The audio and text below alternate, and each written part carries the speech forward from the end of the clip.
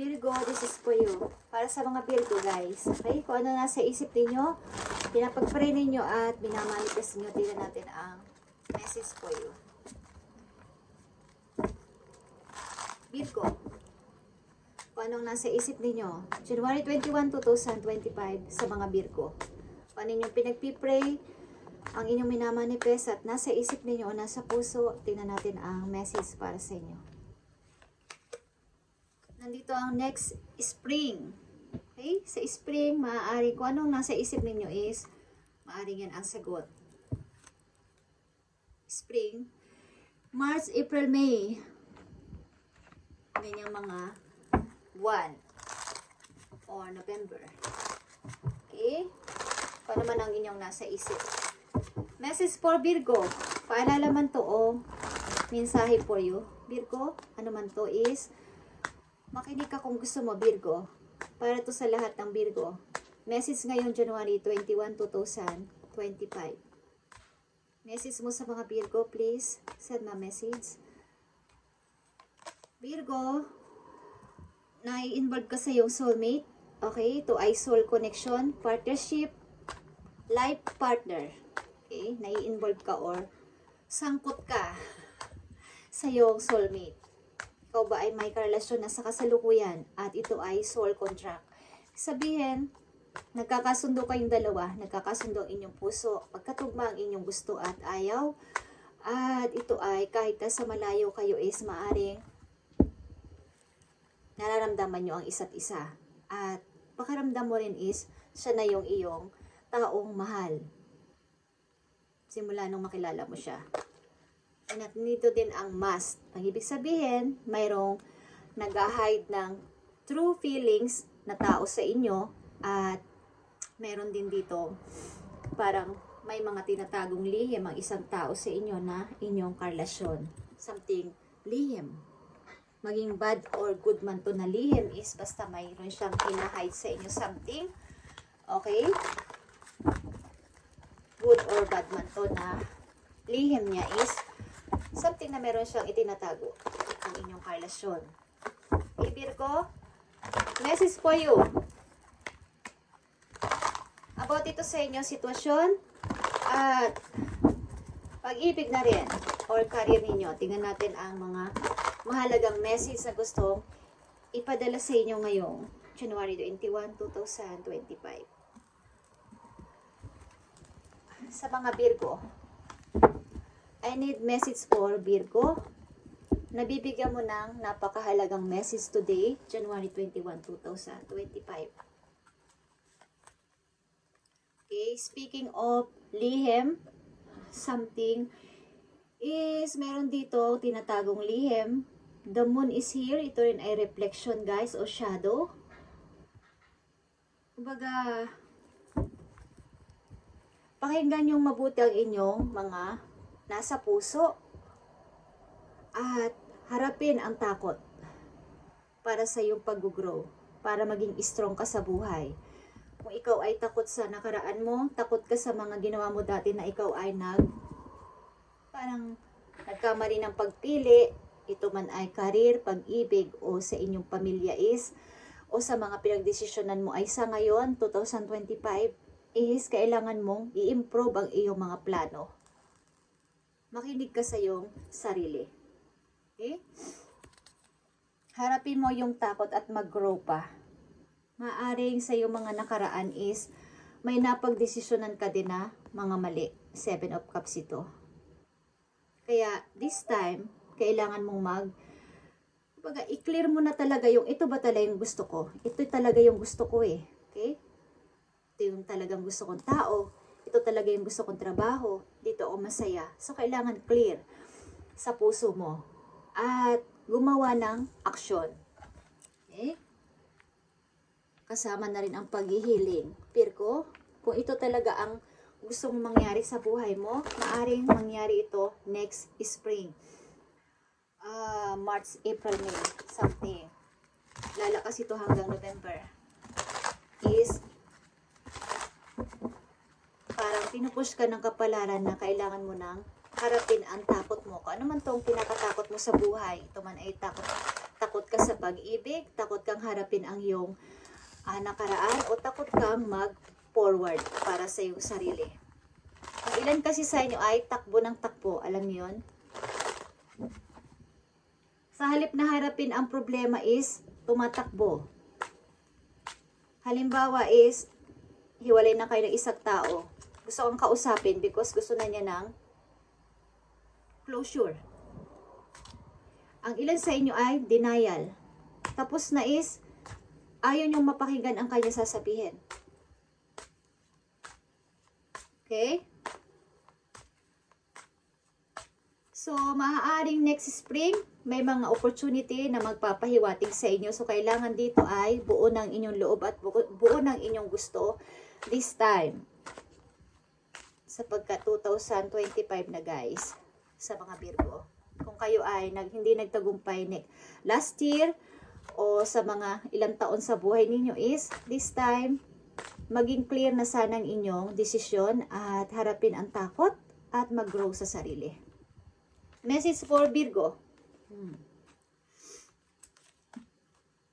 I need 4 messages. Okay. King of Swords. Maging practical na sa buhay this time, Virgo. At ilan sa inyo ay kailangan nyo magpagupit. Kailangan nyo mag-iba ng looks ngayon 2025. Magpagupit, guys. Pumunta ng parlor. Lalo na sa mga lalaking Virgo. Okay? Nakikita ko dito. Nandito ang 9 of Cups. Katulad dito, message sa inyo. Maging clear na ang inyong kagustuhan sa buhay at harapin ang takot para sa pagbuo ng inyong pangarap, 9 of Cups. Para mabuo na to. Lalo na sa pag-ibig. Okay? Hinihintay nyo kasi ang tao na to para maging 10 of Cups ito, para fully fulfilled na kayo. Although masaya naman kayo sa kasalukuyan, but kulang, something kulang because wala siya. Nandito ang Queen of Cups. Dramatic. Ang ilan sa inyo ay dramatic, something ma-emotional. Okay? Madaling sensitive, kumbaga, madaling umiyak, madaling masaktan, madaling magdrama. Okay, ilan sa inyo, maraming naaalala sa nakaraan. Yun ang ibig ko sabihin. Nandito ang 8 of Cups. Maraming naaalala sa nakaraan because maraming moment, maraming good memories. Tinitingnan nyo pa yun ang mga pictures nyo, mga pinagsamahan, mga bonding, something. Knight of Pentacles. Mga plano in the near future, Virgo.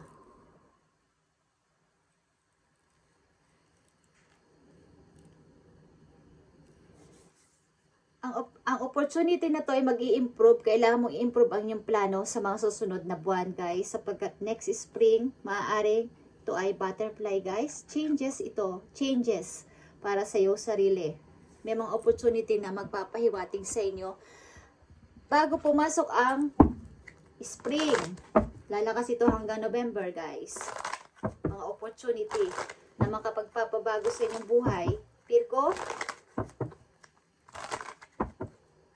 itabi-tabi nyo na mga memories na to kung kayo ay hiwalay na. At ang ilan sa inyo ay kulang na lang ang tao na to para mabuo na ang isang pamilya. Kayo ay involved sa inyong soulmate. Ang ilan sa inyo, ito ay soul contract or partner in life. Ang ilan sa inyo ay nasa relasyon ba't mayroong mga sikreto. May mga sikreto ang inyong karelasyon o kayo mismo, Virgo, na hindi sinasabi. Good and bad man to, but ito ay sikreto. Tingnan natin ang message sa inyo. Dito, Virgo. Okay? Dealing na kayo sa twin flame, dealing pa kayo sa inyong soulmate. Ito ay sobrang sagrado. Guys, mirror soul ito. Mirroring each other. Kaya ang inyong connection ay hindi matanggal-tanggal o hindi nyo siya makalimut-limutan. Ang ilan sa inyo ay maaaring nagkahiwalay na pero yun at yun pa din ang nasa isip o nasa puso. Hindi nyo siya makalimutan sapagkat ito ay twin flame and soulmate.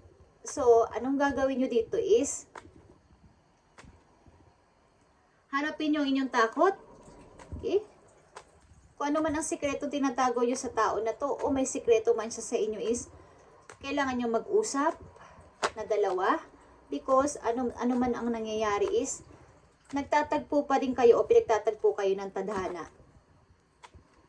Message pa for Virgo. Okay. Because ito ay past lives. You have known this person before. It is a soulmate from past lifetime.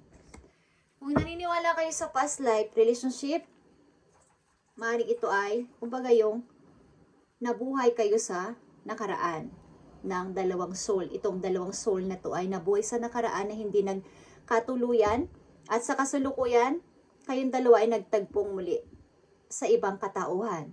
Sa ibang katawan, I mean. At hindi pwedeng hindi ito matuloy. Kumbaga, magtagpo man kayong dalawa o kayo na ngayon sa relasyon, marami kayong consequences na pinagdadaanan o difficult situation sapagkat kayo ay dati nang nagkakilala past life ng person na to na karelasyon mo, Virgo. At meron itong maiituro sa iyong lesson, mga experience sa kasalukuyan mo, at maaaring kailangan dito ng patience at pagpapahalaga sa sitwasyon na to kung talagang mahal mo ang tao na to sa iyong kasalukuyan. Sapagkat kayo ay involved sa past life relationship. Kaya ito ay soulmate and twin flames. Okay? So marami kayong hard times, bad, okay? Difficult times na pinagdadaanan, but pinagtatagpo pa rin kayo ng tadhana at baga, ano man ang nangyayari pa is naiisip nyo pa rin siya o naiisip ka pa rin niya sapagkat kayo ay dati nang magkakilala sa inyong past life. Okay, Virgo? So, magkaroon ka dito ng, kumbaga, take a leap of faith. Kung ano yung nangyayari sa iyo sa kasalukuyan, bagamat nandito ka sa relasyon na to, kung diling ka sa inyong soulmate, is ipagpatuloy mo yung buhay para sa iyong pangarap. Bagamat kayo ay umiibig. Yun ang ibig ko sabihin. Okay? Sapagkat mangyayari ito sa tamang pagkakataon. Sa inyong pag-ibig, yan ang inyong message. Okay? At sa inyong sitwasyon, maaring kayo ay kailangan nyo maging clear na ang utak ninyo sa ngayon kung kayo ay anong gusto nyo talaga mangyari. Dahil ang mga opportunities sa inyo ay nagpapatsya. Lalakas ito ngayong spring hanggang November. Virgo, pagbabago itong magaganap sa buhay mo, sa iyong career. Mukhang ilan sa inyo ay nakalinya sa kumbaga, mahilig kayo sa mga bagay-bagay na may iba't ibang design. Okay, ilan sa inyo. Mahilig kayong alam niyo yun, magtago ng mga memories. Yung paboritong baso, paboritong kung ano-ano yung mga pinagbandingan niyo ng tao na to. Okay, Virgo, tingnan natin ang message for you. Advice. Para sa mga Virgo, sit in silence for a moment and listen. The answer you have been seeking are finally coming to you. Truly trust and believe that you are going to make it and be exactly where you need to be. We are on this journey with you. Hang in there, it's not much longer. Okay, it's not much longer. Ibig sabihin, madali na itong mangyayari. Next spring na mangyayari ito. So, kung ano yung iyong pinagdesisyonan na sa iyong kasalukuyan, maging ito man ay sa karir mo o sa iyong person is already, kumbaga, nandyan na yung answer eh. Ikaw na lang ang bahalang mag-decide. Andyan na yung sagot ni God sa'yo. Kasama mo ang iyong mga guide sa iyong journey ng buhay, Virgo, so huwag ka na mag-alala at ito ay hindi na magtatagal. Maaring ngayong spring or sa November, mangyayari ito. Okay, ang mga minamanifest mo na to sa buhay mo sa ngayon. Okay, Virgo?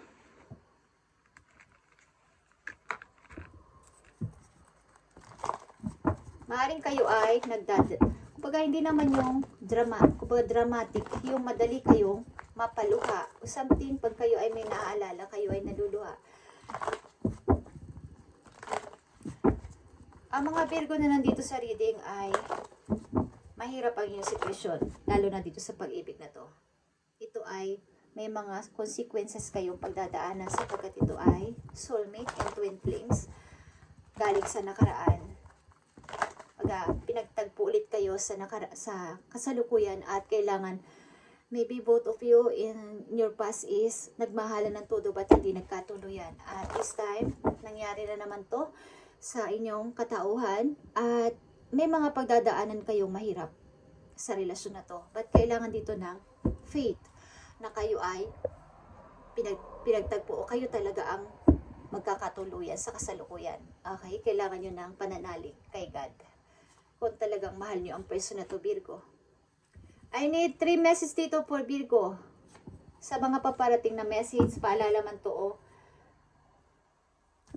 mga mensahe. Okay? Base chakra is here. Mga pagpapasimula para sa inyong abundance, sa inyong stability. Virgo is nagbabadya. Okay? Prosperity begins.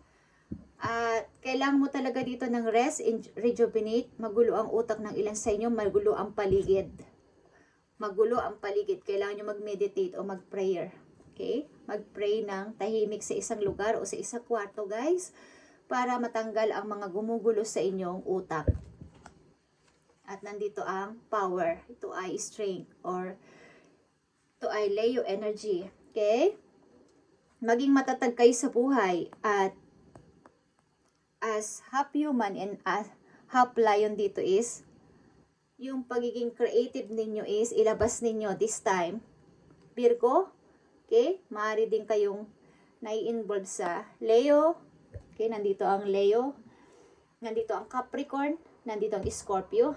Nandito ang Cancer. At nandito ang Capricorn, Virgo, Taurus. Katulad mong earth sign. Okay. Is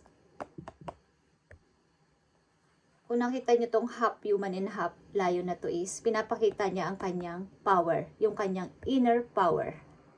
Kaya niyang harapin lahat ng pagsubok sa buhay. Virgo, okay? So, magkaroon kayo ng pagme-meditate sapagkat kayo ay gulong-gulo sa inyong utak at sa paligid na rin kung ano man yan.